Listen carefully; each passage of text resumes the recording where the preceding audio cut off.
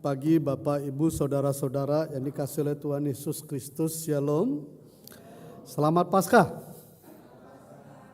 Tuhan Yesus sudah bangkit. Amin. Katakan kepada kiri kanan saudara, Tuhan Yesus sudah bangkit.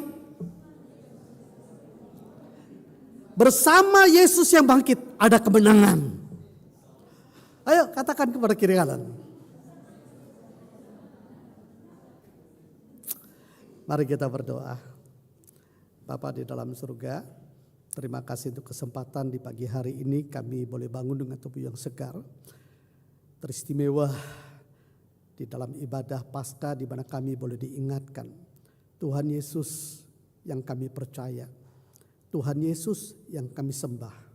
Tuhan Yesus yang kami layani dan kami beritakan di dalam hidup kami.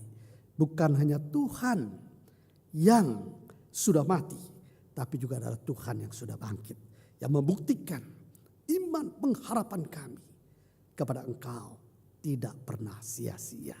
Ibadah yang kami lakukan, penyembahan yang kami lakukan, pelayanan yang kami lakukan, pemberitaan firman Tuhan, penginjilan yang kami lakukan tidak pernah sia-sia.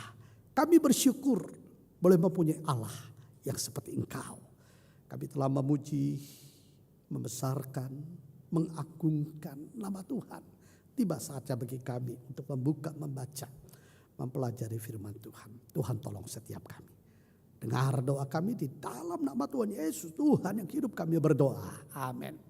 Bapak Ibu saudara-saudaraku yang dikasihi oleh Tuhan Yesus Kristus. Mari kita bersama-sama melihat bagian firman Tuhan. Yang tadi kita sudah baca bersama-sama. Saya tidak akan lagi membacakan secara satu persatu, tetapi saya ingin mengajak kita untuk langsung masuk di dalam topik pembahasan sesuai dengan tema kita pada hari ini, yaitu tidak melihat namun percaya. Ini ada satu tema yang sangat menarik, tapi juga satu tema yang kadang-kadang begitu paradoks. Ya, di dalam era, di satu zaman, di satu kondisi di mana sekarang kita hidup. Saudara, pada umumnya kebanyakan orang menuntut bukti secara kasat mata. Apa yang saya bisa lihat yang membuktikan bahwa hal ini adalah sesuatu hal yang benar. Hal ini adalah hal yang bisa dipertanggungjawabkan. Ya, bisa diverifikasi. Artinya kebenarannya bisa diuji. Dicek baik secara ilmiah maupun secara rasionalitas pemikiran kita. Saudara-saudara, kita hidup di dalam satu zaman yang seperti ini, nggak mudah. Di satu sisi untuk hal-hal tertentu kita perlu melihat secara kasat mata, kita perlu membuktikan, memverifikasi, betul, itu tidak salah. Tetapi ketika konteks kita bicara iman demikian, tidaklah bisa demikian. Saudara-saudaraku yang dikasihi oleh Tuhan Yesus Kristus, ada seorang profesor, ada seorang guru yang sangat terkenal, tetapi dia adalah orang yang ateis, yang tidak percaya kepada Tuhan. Di dalam pengajarannya setiap kali dia masuk kelas, dia katakan dan dia selalu yakinkan murid-murid yang dia ajar. Tuhan itu tidak ada. Tuhan itu tidak ada. Tidak ada seorang pun yang bisa membuktikan bahwa Tuhan itu ada. Kalau ada yang mengatakan Tuhan itu ada, omong kosong. Kalau ada yang bisa mengatakan Tuhan itu ada, tolol, bodoh, tidak masuk akal. Tidak bisa diterima baik secara ilmiah maupun secara rasio. Tidak mungkin. Saudara-saudara, hal itu menyebabkan murid-murid yang diajar terdiam, terpaku, tidak bisa menjawab. Tetapi saudara, tiba-tiba ada seorang murid yang masih sangat muda. Dia berdiri, dia berkata, Pak Profesor, Saya percaya Tuhan itu ada. Saya percaya. Dan saya tidak percaya Bapak punya otak. Kaget profesor itu. Baru ada hari ini seorang anak yang masih muda berani mengatakan dia tidak punya otak. Lalu dengan tatapan yang sangat tajam, profesor ini bertanya kepada anak muda ini, mengapa kau katakan saya tidak punya otak? Kalau saya tidak punya otak, saya tidak bisa mengajar. Saya tidak bisa berdiri di depan kalian hari ini. Lalu anak itu katakan, enggak, saya tidak melihat Bapak punya otak. Saya nggak bisa lihat dengan kasat mata saya. Saya tidak bisa pegang, saya tidak bisa raba otak Bapak. Berarti Bapak tidak punya otak. Wih, dia kaget saudara. Dia kaget. Saudara-saudaraku dikasih oleh Tuhan Yesus Kristus. Teks yang baru saja kita baca bersama-sama. Saudara di sini membicarakan tentang Thomas. Yang merupakan salah seorang di antara murid-murid Tuhan Yesus. Thomas menolak untuk percaya bahwa Yesus sudah bangkit dari antara orang mati. Wah, kaget saudara. Kalau saudara betul-betul merenungkan bagian teks ini, ada sesuatu yang menggentarkan kita. Bagaimana mungkin seorang Thomas 3 tahun bersama-sama dengan Tuhan Yesus, menerima pengajaran yang daripada Tuhan Yesus, menerima pemberitahuan demi pemberitahuan, baik apa yang sedang, yang akan, dan yang akan terjadi dengan kehidupan Tuhan Yesus. Dia mendengar, dia mengalami hal itu, tetapi dia tidak percaya kalau Yesus sudah bangkit dari antara orang mati. Ketika teman-temannya, sahabat-sahabatnya, rekan-rekannya, murid-murid yang lain memberitahukan kepada Thomas di dalam ayat ke-25. Memberitahukan kepada Thomas bahwa mereka telah berjumpa dengan Yesus yang dipaku di atas kayu salib. Yang sudah mati. Tetapi mereka melihat secara kasat mata mereka bahwa Yesus sudah bangkit dari antara orang mati. Saudara di sini katakan Thomas menolak untuk percaya. Di dalam ayat yang ke-25 di bagian akhir, di situ dikatakan sekali-kali aku tidak akan percaya. Aku tidak akan percaya. Kata tidak akan itu bisa diterjemahkan dalam arti aku tidak mau percaya. Apapun alasannya. Aku tidak mau percaya. Ya, kalau kita bicara dengan bahasa yang sedikit lebih sederhana, kita sedikit explore. Udah deh, lu gak usah banyak ngomong deh. Ya, kata sekali-kali tidak akan. Lu gak usah banyak ngomong, lu gak usah kasih banyak penjelasan. Lu gak usah banyak kasih alasan tentang Yesus yang sudah bangkit. Kenapa? Gua kagak bakal percaya. Percuma. Kira-kira begitu saudara. Nah, ini menarik sekali saudara. Saudara-saudaraku dikasih oleh Tuhan Yesus Kristus. Sadar atau tidak sadar, bukankah di dalam kehidupan kita ada saat dan ada kalanya kita pun bisa meragukan Tuhan di dalam hidup kita. Sekalipun kita katakan kita percaya Yesus adalah Tuhan dan Juru Selamat di dalam hidup kita secara pribadi. Tapi ada satu momentum tertentu di mana kadang-kadang kita bisa meragukan Tuhan di dalam hidup kita. Saudara-saudaraku yang dikasih oleh Tuhan Yesus Kristus, kita ingin mencoba mencari tahu alasan yang mendasari kenapa Thomas tidak percaya bahwa Yesus sudah bangkit dari antara orang mati. Kalau saudara memperhatikan di dalam ayat yang ke-24. Jelas katakan Thomas tidak ada ketika Yesus menampakkan diri kepada murid-murid. Tetapi Thomas seorang dari ke-12 murid itu yang disebut Didimus tidak ada bersama-sama mereka. Mereka di sini murid-murid Tuhan Yesus. Ketika Yesus datang ke situ. Jadi alasan pertama kenapa Thomas tidak percaya karena dia tidak ada waktu Tuhan Yesus datang. Musa mencoba cari tahu kemana ini si Thomas.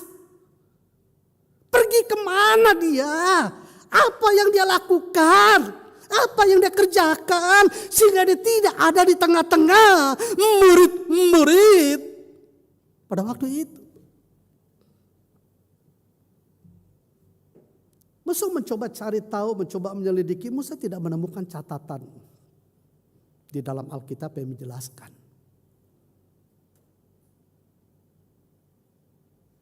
Thomas pergi kemana? Di dalam perenungan Musa, di dalam analisa Musa, ketika Musa mencoba membaca rentetan peristiwa sekitar penderitaan, mulai di Taman Getsemani, Tuhan Yesus berdoa, Tuhan Yesus ditangkap, Tuhan Yesus disesah, Tuhan Yesus disiksa, sampai dia dipaku di atas kayu salib, mati dan dikuburkan. Musa melihat terjadi satu goncangan. Ada satu gejolak di dalam diri Thomas.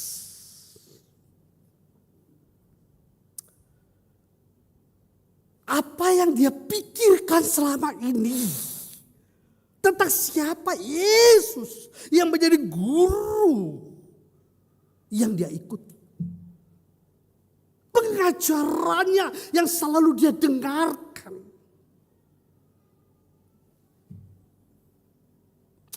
Sepertinya peristiwa penangkapan, penganiayaan, penyaliban dan kematian Tuhan Yesus betul-betul menimbulkan satu goncangan yang begitu besar bagi Thomas.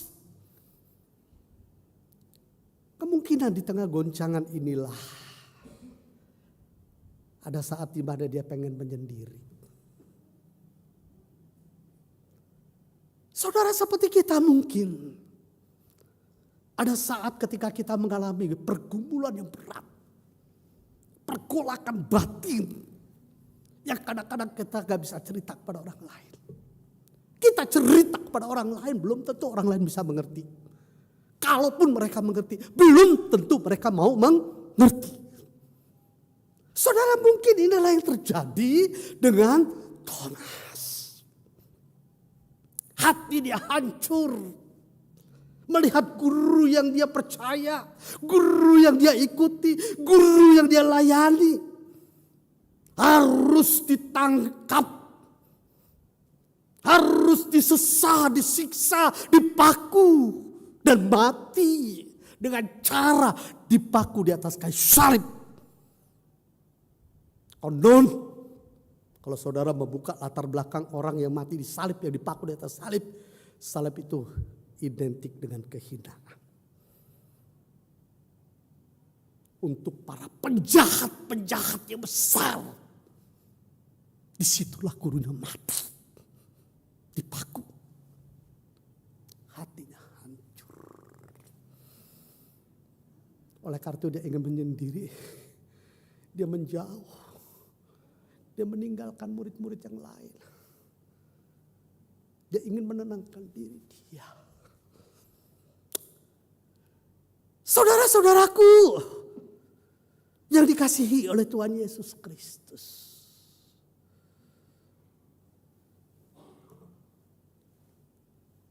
Ada penafsir yang berkata demikian. Absennya Thomas atau dengan kata lain tidak hadirnya Thomas bukan saja tidak menerima hal yang baik, tetapi ia mendapatkan hal yang buruk. Musa setuju. Musa sependapat. Kalau saudara memperhatikan di dalam ayat yang ke-19 sampai dengan ayat yang ke-23. Sewaktu Tuhan Yesus menampakkan dirinya kepada murid-murid yang lain. Tuhan Yesus memberi shalom, damai, sejahtera. Ketika mereka mendapatkan salam, damai, sejahtera. Musa meyakini ada satu ketenangan, ada satu keteduhan, ada satu damai yang mengalir, yang memenuhi hati murid-murid. Sekaligus iman mereka diteguhkan kembali. Ternyata guruku yang selama ini aku ikuti, dia bukan hanya ditangkap, dia bukan hanya disesa, disiksa dan mati di atas kayu salib, tapi dia juga sudah bangkit dari antara orang mati. Wow, luar biasa. Mereka diberkati. Berjumpa dengan Yesus yang sudah bangkit dari antara orang mati. Amin saudara. Ini loh, luar biasa. Luar biasa. Tetapi Thomas tidak ada bersama-sama dengan murid-murid. Sehingga dia tidak mengalami damai sejahtera itu. Imannya tidak mengalami penguatan, peneguhan. Melalui peristiwa Yesus menampakkan dirinya kepada murid-murid. Justru sebaliknya, ketika dia menghindari komunitas, yaitu murid-murid yang lain bersama-sama dengan murid-murid yang lain. Saudara, makanya ada pepatah yang mengatakan bersatu kita teguh, bercerai kita runtuh. Berdua lebih baik daripada sendirian. Saudara, ketika dia meninggalkan komunitas itu terlepas apapun alasannya. Mungkin ada alasan yang lain seperti yang Musa sampaikan. Terlepas apapun itu alasannya. Saudara, waktu dia hidup sendiri, menjauh. Bukan hanya hatinya semakin hancur. Tidak ada yang memberi kekuatan kepada dia. Tidak ada yang menolong dia. Tidak ada yang menopang dia, saudara. Betul? Dan mungkin pikirannya bisa saja bertambah negatif. Saudara, salah satu masalah di dalam kehidupan kita sebagai orang percaya, sebagai orang Kristen. Di dalam pengamatan pelayanan yang Musa lakukan sebagai hamba Tuhan. Sering kali Musa menemukan ketika ada jemaat mengalami goncangan, apapun itu bentuknya. Mungkin masalah sakit penyakit yang tidak pernah terpikirkan dia rasakan, dia alami. Yang dia sudah berdoa sekian waktu, sekian lama, tapi nggak sembuh-sembuh. Masalah ekonomi, masalah pekerjaan, masalah usaha, masalah relasi, masalah keluarga atau apapun itu. Saudara, ketika jemaat menghadapi goncangan demi goncangan yang terjadi. Apalagi ketika itu begitu dahsyat. Tidak jarang kita menjauhkan diri dari apa? Pertemuan-pertemuan ibadah. Dengan alasan aku sedang pengen sendiri.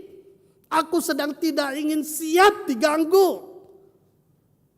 Aku ingin menyelesaikan masalahku sendiri. Mirip seperti siapa? Thomas. Kalau kita mau belajar, saudara. Saudara, ini satu tanda awas. Kalau kita menjauhkan pertemuan-pertemuan ibadah. Persekutuan-persekutuan. Mulai secara perlahan, secara jelas dan pasti meninggalkan pelayanan. Saudara, sebenarnya bukan hanya gereja rugi. Yang paling rugi adalah siapa? Kita. Kita kehilangan berkat Tuhan. Tuhan punya cara untuk meneguhkan. Untuk memberi shalom, damai sejahtera untuk kita. Kadang-kadang melalui khotbah. Kadang-kadang melalui pujian. Kadang-kadang melalui pertemuan ibadah, selesai ibadah kita bisa saling berbincang satu dengan yang lain. Berbagi pengalaman iman untuk bisa saling menguatkan satu dengan yang lain. Sehingga di tengah keterpurukan kita, tetap ada yang memberi kekuatan kepada kita. Amin saudara. Oleh karena itu jangan pernah tinggalkan Tuhan. Jangan pernah tinggalkan ibadah. Jangan pernah tinggalkan persekutuan. Jangan pernah tinggalkan pelayanan. Di dalam hidup kita. Apapun goncangan kita. Karena yang rugi kita. Apalagi ketika kita meninggalkan hal-hal yang tadi Musa sebutkan. Lalu kita masuk ke dalam satu situasi komunitas. Maaf, orang-orang yang tidak percaya kepada Tuhan. Kompor itu mulai dinyalakan. Gas itu semakin diputar besar. Akhirnya terjadi apa? Iya ya. Bukan membuat kita terbangun, justru membuat kita semakin apa? Ini belajar dari Thomas. Ini alasan yang pertama. Thomas menolak untuk percaya. Alasan yang kedua.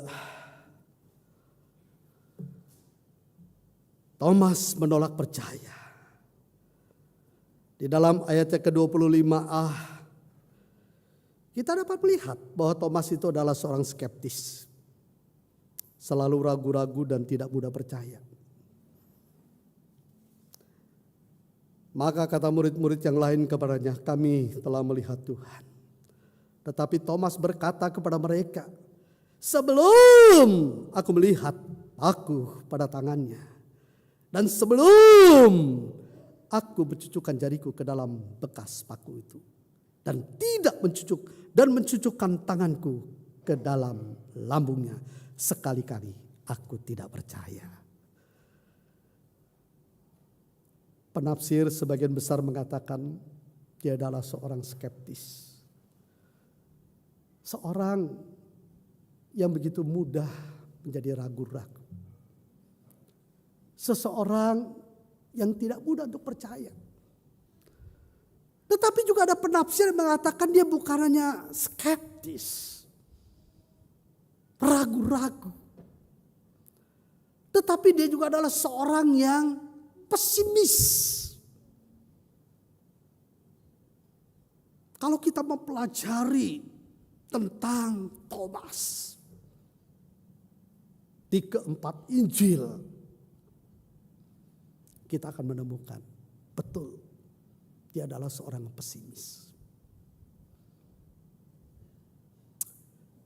Selalu melihat segala sesuatu itu dari sudut pandang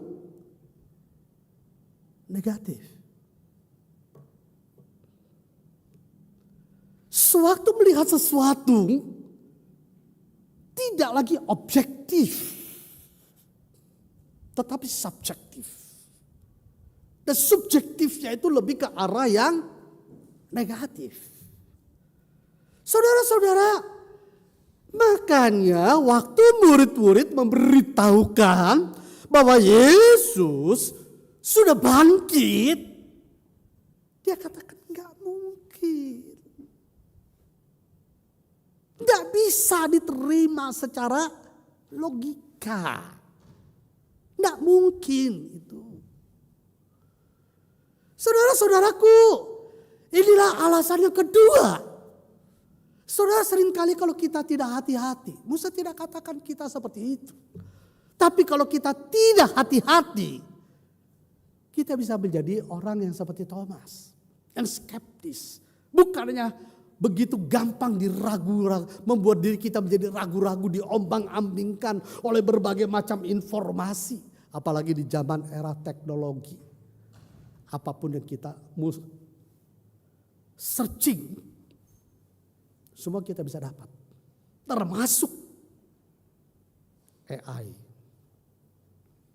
Seringkali Musa juga buka AI. Kadang-kadang Musa juga waktu mencoba menyelidiki Alkitab, Musa coba buka AI juga. Tapi saudara, Kadang-kadang banyak sekali informasi, enggak semua. Banyak sekali informasi-informasi yang ternyata AI keliru. Itu enggak benar. Itu tidak benar. Itu tidak alkitabiah. Kenapa bisa demikian? Karena sewaktu Musa mengikuti seminar-seminar berkaitan dengan teknologi khususnya persiapan khotbah dan AI. Saudara, AI itu dia hanya akan memberikan satu informasi berdasarkan data yang dia terima. Kalau data yang dia terima itu adalah data yang tidak benar, karena kan dia nggak tahu ini benar nggak benar, dia nggak bisa memfilter itu. Itulah yang disampaikan. Saudara lihat ya. Saudara lihatlah. Nah, jadi kalau di dalam hidup kita tidak hati-hati menjadi orang yang ragu-ragu, lalu kita tidak kembali kepada pengajaran firman Tuhan yang benar, yang mendasari dasar hidup iman Kristen kita yang sejati, tetapi berdasarkan apa yang orang ngomong, berdasarkan informasi yang ada di Google, di internet atau apapun itu, saudara, kita bisa terjebak. Satu.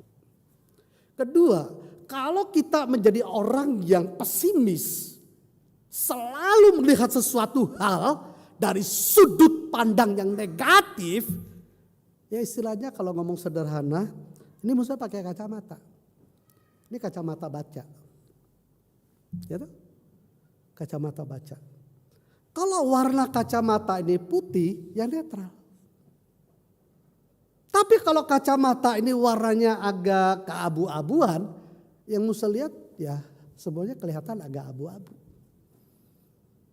Kalau warnanya hitam, ya kan kalau kita biasanya naik mobil panas, ya kan? Menghindari terik matahari, kita pakai kacamata yang berwarna apa? Agak kehitam-hitaman atau kebiru-biruan, betul? Yang kita lihat itu warnanya gelap. Betul? Nah, di dalam hidup kita, sudut pandang kita itu akan mempengaruhi cara kita melihat sesuatu. Dan nampaknya inilah yang terjadi dengan Thomas. Oleh karena itu saudara-saudaraku yang dikasihi oleh Tuhan Yesus Kristus, milikilah cara pandang yang benar. Berdasarkan prinsip dasar hidup iman Kristen yang sejati. Musa hari ini hanya akan membahas 3 alasan. Dan sebenarnya banyak alasan. Salah satu alasan kenapa Thomas sampai tidak percaya.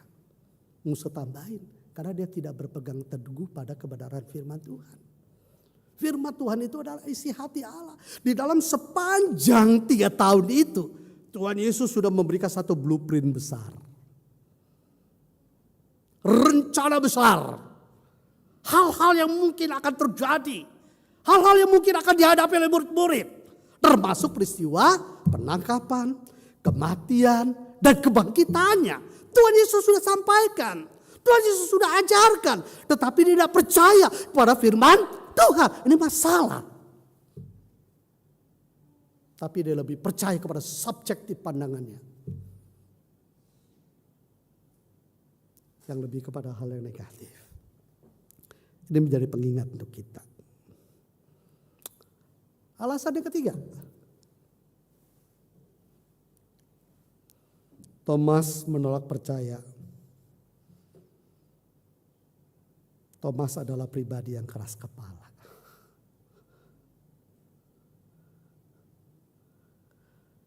Berulang kali loh, murid-murid loh sampaikan loh, bukan sekali loh, berulang kali.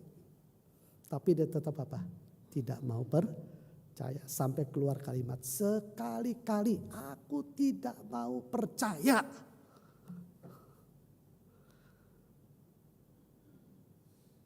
Jadi gak ada yang bisa apa? Merubah pandangan dia. Kenapa? Dia bersekekeh. Kalau A ya A, B ya B, C ya C. Lu mau apa? Diri gua loh. Nah ini loh yang terjadi dengan siapa? Dengan Thomas. Seorang penafsir bernama Adam Clark, dia berkata demikian. Ketidakpercayaannya. Nya di sini siapa? Thomas. Membuat Thomas tegar tengkuk.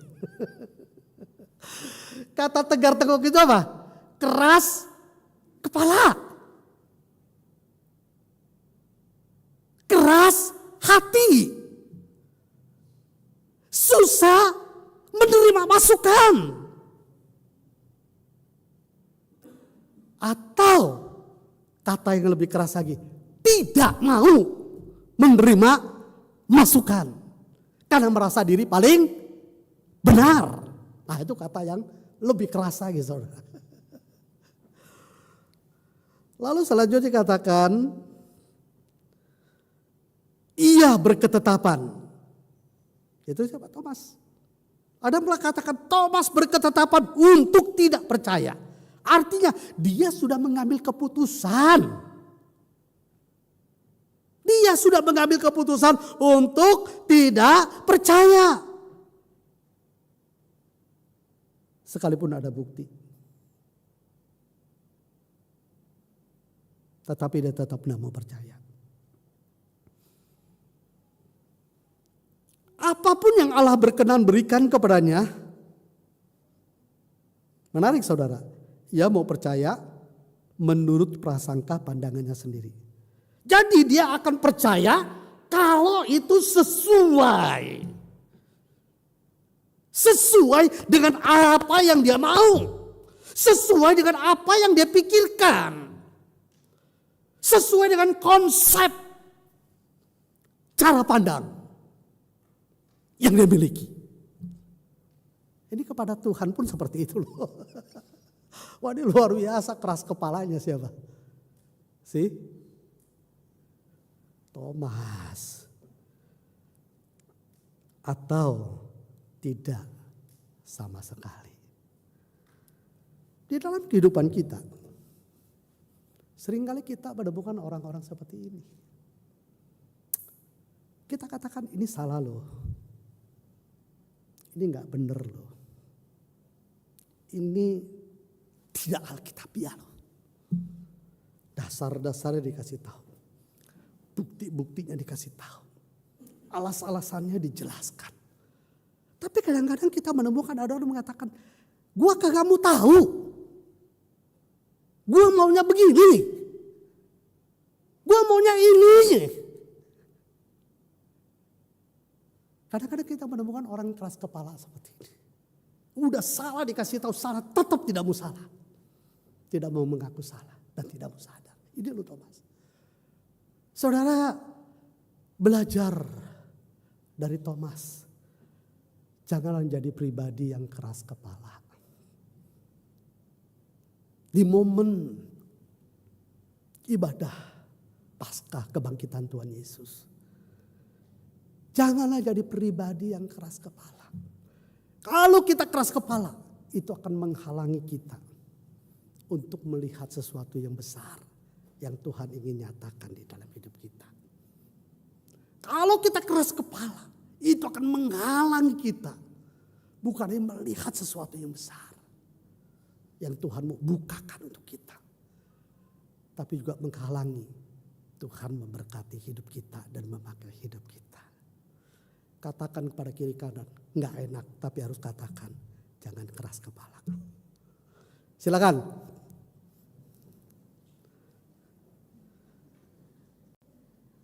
Lembutkan hati kita di hadapan Tuhan.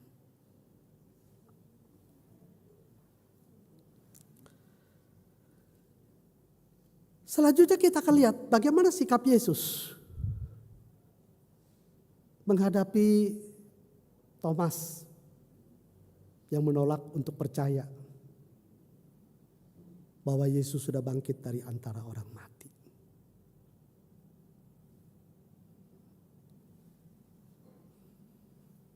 Kita melihat di dalam ayat ke-26 ke-27 Yesus memberi kesempatan kepada Thomas untuk bertobat dari ketidakpercayaannya.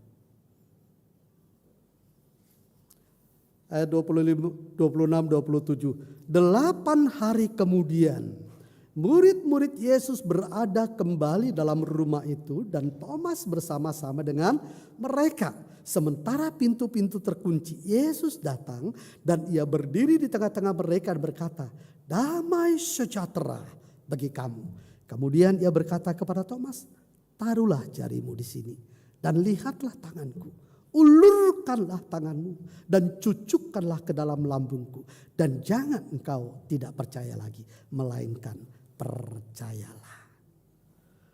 Saudara perhatikan, dikatakan 8 hari dari peristiwa itu. Artinya Tuhan beri kesempatan selama 1 minggu untuk Thomas merenung. Untuk Thomas mengoreksi diri, mengintrospeksi diri. Dan ketika dia sadar, dia bertobat kembali kepada Tuhan. Tuhan beri kesempatan loh. Tuhan tidak langsung hajar dia. Tuhan tidak langsung disiplin dia. Tapi Tuhan beri kesempatan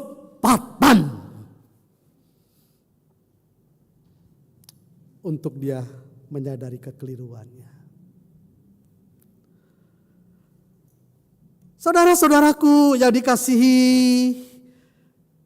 oleh Tuhan Yesus Kristus. Memang kita lihat di sini 2 hal. Hal yang pertama, akhirnya Thomas menyadari. Dalam arti dia membutuhkan komunitas itu. Maka dikatakan setelah 8 hari dia ada bersama-sama dengan murid-murid. Tetapi di sisi lain, ketidakpercayaannya itu, kekeras kepalaannya, tegar tengkuknya itu masih terus ada di dalam diri dia. Dan Tuhan memberikan satu anugerah khusus yang luar biasa untuk siapa? Thomas.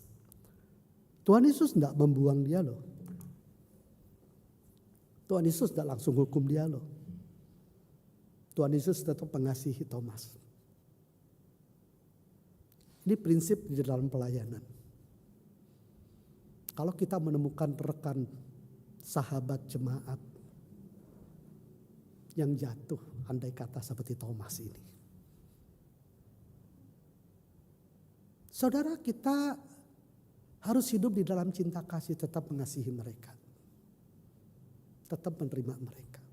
Tetap memberi ruang dan kesempatan untuk mereka kembali kepada Tuhan. Izinkan diri kita dipakai oleh Tuhan untuk apa? Merangkul mereka kembali. Membawa mereka kembali. Untuk kembali kepada siapa? Tuhan.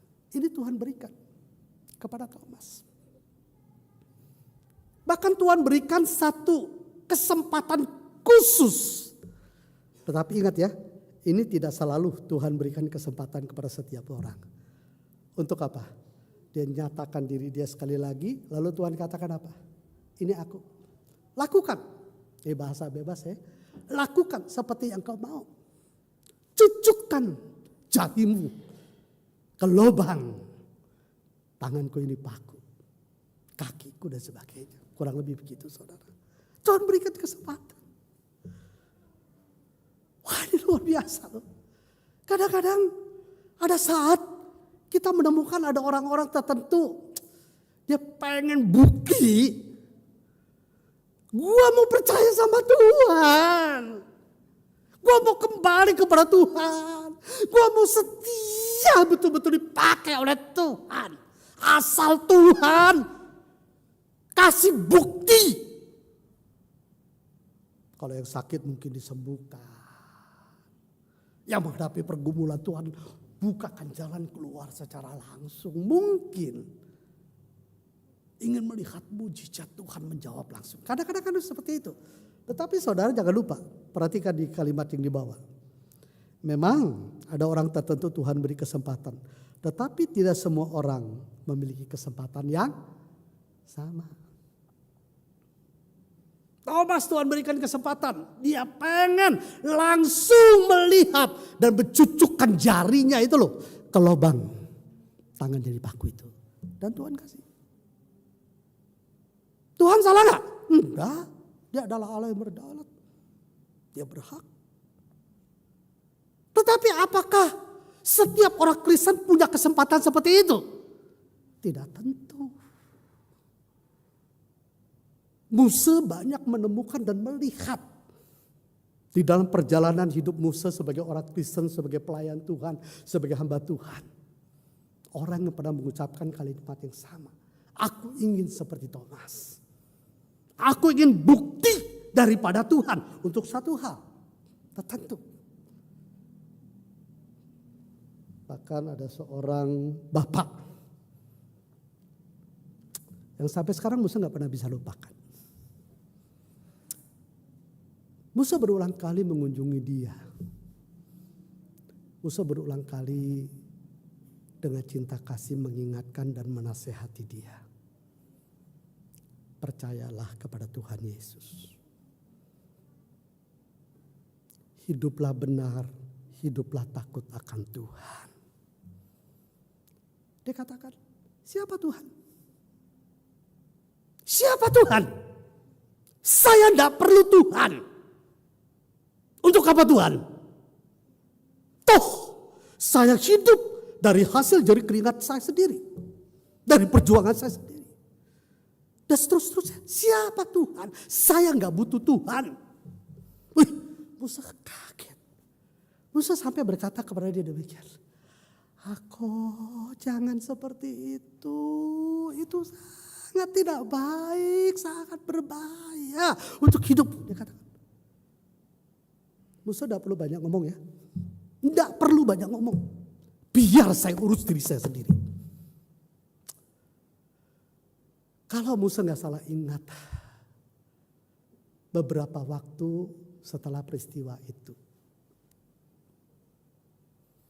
sewaktu Musa di dalam perjalanan di mobil, ini bukan di Jakarta ya, di Bandung, Musa ditelepon oleh istrinya. Dengan satu tetesan air mata dengan jeritan dikatakan, Musa, tolong datang ke tempat saya. Tolong bantu saya.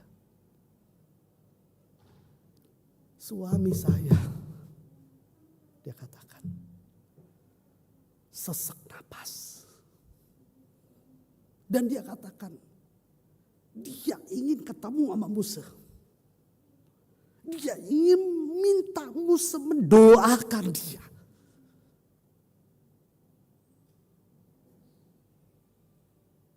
Dan dia katakan dia sekarang sedang menuju ke rumah sakit. Musa langsung putar balik, putar arah menuju ke rumah sakit.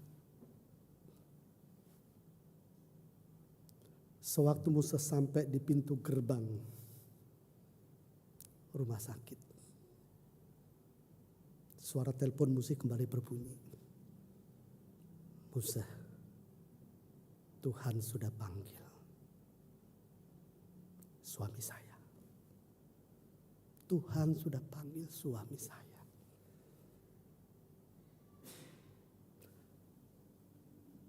Ini real. Ini nyata.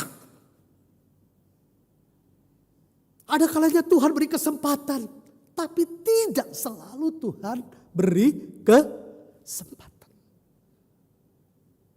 Oleh karena itu Musa senang sekali lagu yang berkata, hidup ini adalah kesempatan. Hidup ini adalah kesempatan. Hidup ini untuk melayani Tuhan. Jangan sia-siakan dan seterusnya dan seterusnya. Pakai hidup ini untuk kesempatan. Lagu ini dikarang oleh seorang pendeta oleh karena anaknya yang masih muda. Oleh karena satu dengan lain hal akhirnya meninggal dunia. Hidup di kesempatan saudara. Berapa lama kita hidup dalam dunia kita udah tahu. Minggu lalu Musa pelayanan di Pekalongan. Hari Sabtu dalam perjalanan Musa dapat telepon dari seseorang di Jakarta yang mengatakan salah satu anggota keluarganya meninggal. Sewaktu Musa tiba di Pekalongan, hamba Tuhan majelis yang menjemput Musa berkata, Musa, baru saja ada jemaat kami yang meninggal. Oh, sakit apa? Musa tanya. Dia gak sakit. Baru habis olahraga. Sehat-sehat, seger-seger. Ketua panitia Jumat Agung dan Paskah. Dan baru pertama kali. Dia meninggal. Musa memimpin 2 kali ibadah penutupan peti. Dan juga ibadah penghiburan. Anaknya, istrinya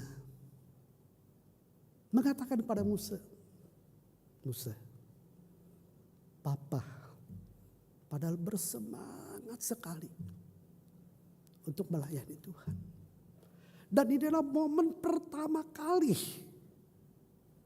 dia menerima jabatan ketua panitia. Tapi Papa belum sempat melayani sebagai ketua panitia. Tuhan sudah panggil. Musa katakan tidak apa-apa. Toh, papamu sudah merespon panggilan Tuhan untuk melayani dia. Amin saudara. Saudara, di dalam hidup ini ada banyak hal yang kita gak mengerti. Di dalam kehidupan ini ada banyak hal yang tidak terduga. Oleh karena itu ketika Tuhan beri kesempatan kepada kita apapun bentuknya itu, jangan sia-siakan. Kalau ada dosa dan kesalahan yang kita lakukan, pakai kesempatan untuk bertobat. Kalau Tuhan beri kesempatan untuk melayani Tuhan, pakai kesempatan itu untuk melayani Tuhan dengan sebaik-baiknya. Kalau ada kesempatan untuk menginjili orang lain, injili. Masalah dia percaya atau tidak itu karya Roh Kudus. Tugas kita adalah melaksanakan perintah Tuhan di dalam hidup kita. Kita lihat yang selanjutnya. Respon Thomas ketika dia diberi kesempatan. Ya, bagaimana respon Thomas? Thomas menjawab, ya Tuhanku dan Allahku. Dengan kata lain dia bertobat saudara.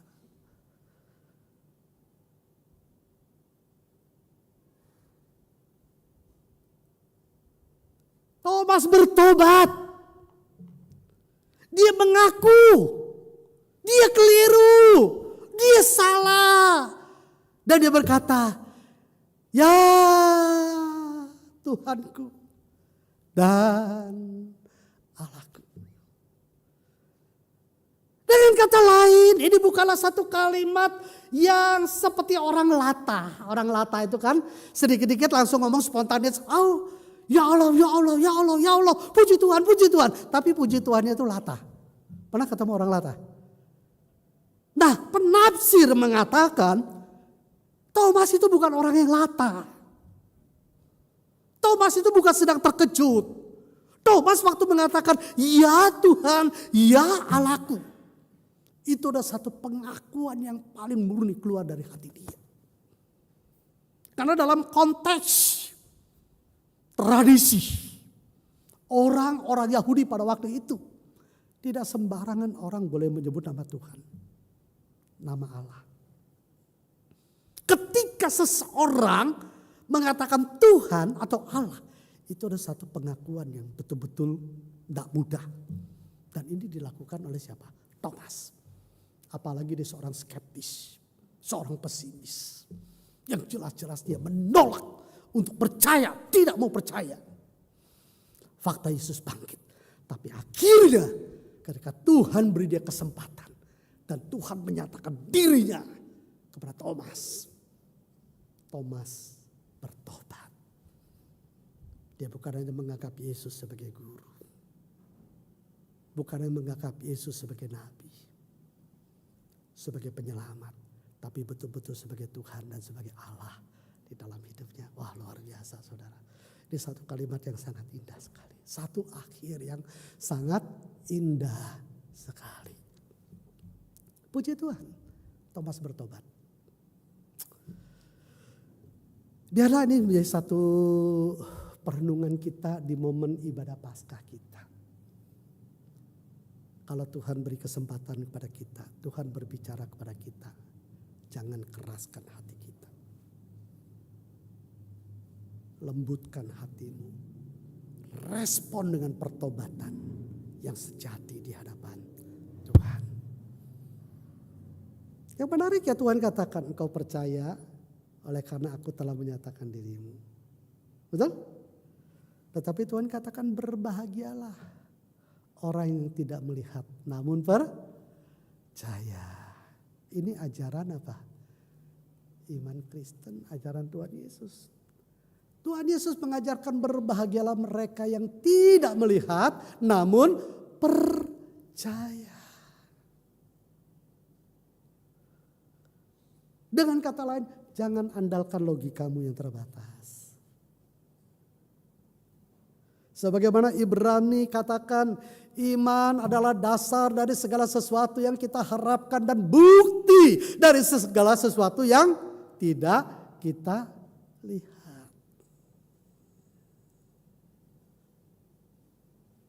Untuk hal-hal tertentu kita bisa menggunakan logika, tetapi untuk hal iman tidak bisa saudara.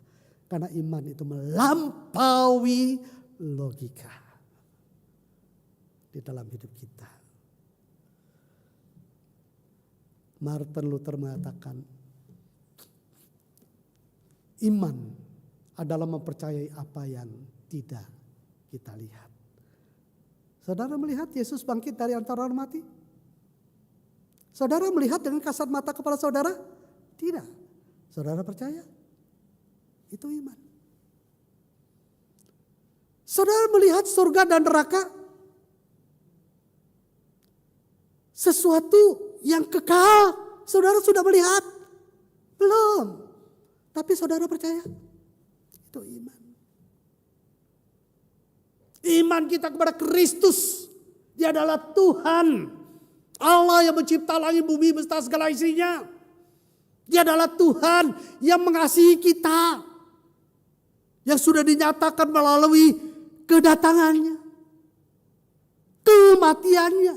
Dan kebangkitannya dari antara orang mati. Iman Kristen dibangun di dalam dasar kepercayaan kita kepada siapa? Kristus yang sudah mati, bangkit dari antara orang mati. Itu iman. C.S. Lewis,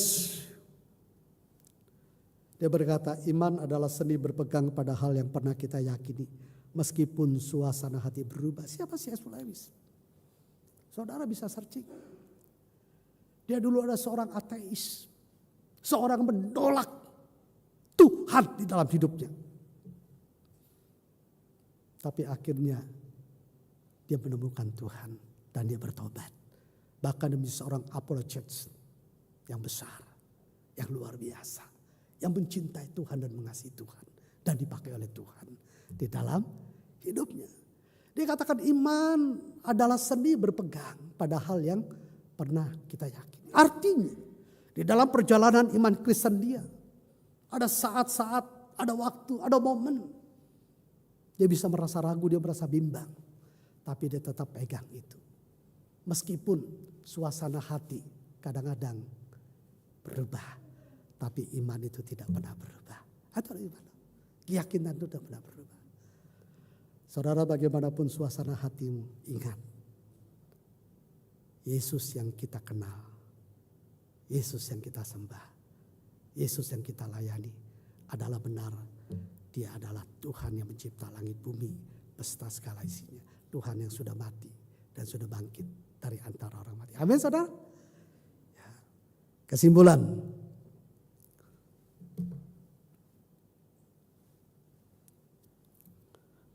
Ada banyak hal yang tidak dapat kita lihat secara kasat mata. Bukan berarti tidak ada. Kita tidak dapat dan kita tidak dapat mempercayai keberadaannya. Jadi ingat saudara, di dalam hidup ini ada banyak hal yang tidak bisa kita lihat secara kasat mata. Tetapi bukan berarti itu menjadi dasar, menjadi alasan kita untuk tidak mempercayainya. Contoh yang paling sederhana. Coba tangan saudara angkat ke depan di depan mulut saudara. Tolong angkat ya tangannya di depan mulut. Lalu tiup, tangkap. Saudara lihat nggak? Waktu saudara tiup, saudara lihat nggak ada angin? Lihat nggak? Enggak ya? Saudara bisa tangkap nggak? Enggak. Apakah itu tidak ada? Apakah itu tidak ada? Enggak ya? Ada. Kita bisa rasakan. Angin itu ada. Udara itu ada. Saudara kalau lagi musim angin besar, ya kalau di depan rumah Musa di Taman Semanan itu tuh pohon itu bisa goyang-goyang tuh. Kadang-kadang bisa bunyi weng. Tapi bisa dilihat dengan kasat mata? Enggak. Tapi fenomenanya kita bisa rasakan. Ini maksudnya. Ada banyak hal kita nggak bisa selalu mengandalkan harus dilihat secara kasat mata. Oke? Jadi kesimpulannya pertama, jangan terjebak di sana saudara. Yang kedua, apapun yang terjadi dan kita alami, jangan pernah tinggalkan ibadah serta persekutuan termasuk di dalamnya pelayanan. Selama kita hidup, selama kita bernapas, satu masalah selesai bisa timbul masalah yang lain. Kadangkala satu masalah belum selesai, sudah muncul masalah yang baru. Di tengah situasi seperti itu, jangan pernah tinggalkan Tuhan. Jangan pernah tinggalkan Tuhan. Jangan pernah tinggalkan ibadah. Jangan jadikan itu alasan untuk meninggalkan ibadah. Tidak hadir di dalam persekutuan. Tidak lagi mau melayani Tuhan. Karena saudara akan menjadi Thomas. Yang ketiga, pakai kesempatan yang Tuhan beri, karena kesempatan tidak selalu datang. Pakai kesempatan yang Tuhan beri. Setiap kita punya kesempatan sendiri-sendiri. Nggak sama, nggak mungkin sama, dan nggak bisa menuntut sama. Kita tidak tahu Tuhan beri kesempatan kita itu kesempatan yang seperti apa. Itu di dalam kedaulatan Tuhan yang sempurna. Nanti kita ketemu Tuhan, kita baru tanya sama Tuhan. Tapi yang sekarang lakukan apa yang menjadi bagian kita. Terakhir, tetaplah percaya kepada Tuhan Yesus sekalipun ada banyak hal ataupun alasan yang bisa membuat kita merasa ragu. Saudara, ada saat-saat tertentu, ada situasi-situasi tertentu, momentum-momentum tertentu bisa membuat iman kita bimbang. Kita ragu dan meragukan Tuhan. Tetapi momen ibadah Paskah ini kita diingatkan, tetaplah percaya kepada Tuhan apapun yang terjadi. Tuhan Yesus memberkati. Amin. Contoh Yosef pimpin doa firman Tuhan.